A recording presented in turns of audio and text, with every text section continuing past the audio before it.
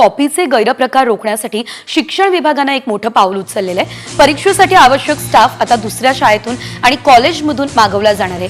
परीक्षा केंद्रांसाठीचे केंद्र संचालक, सुपरवायझर आणि परीक्षेच्या संदर्भातला स्टाफ इतर शाळा आणि कॉलेजमधला असेल।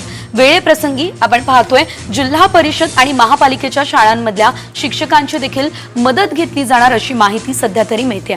त्यामुळे खरं तर हा एक महत्त्वाचा निर्णय घेण्यात आला असल्याचं आपण म्हणू शकतो।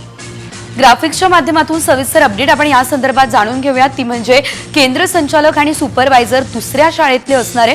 सुपरवायझर विद्यार्थ्यांच्या फार ओळखीचे नसतील याची खबरदारी सुद्धा घेतली जाणार असल्याचं कळतंय। केंद्रापासून 5 ते 7 किलोमीटर अंतरावरच्या शाळा आणि कॉलेजेसचा स्टाफ जो आहे तो मागवला जाणार आहे। वेळेप्रसंगी जिल्हा परिषद, महापालिका शाळेतल्या शिक्षकांची देखील मदत घेतली जाईल। इयत्ता 12वीची प्रात्यक्षिक परीक्षा 24 जानेवारी ते 10 फेब्रुवारी पर्यंत होणार आहे। 10वी आणि 12वीची परीक्षा कधी येते आपण पाहतोय। 12वीच्या विद्यार्थ्यांची लेखी परीक्षा 11 फेब्रुवारी ते 18 मार्च दरम्यान होईल।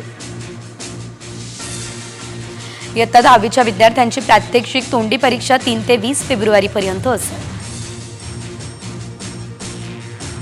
10वीच्या विद्यार्थ्यांची लेखी परीक्षा 21 फेब्रुवारी ते 17 मार्च पर्यंत असणार आहे।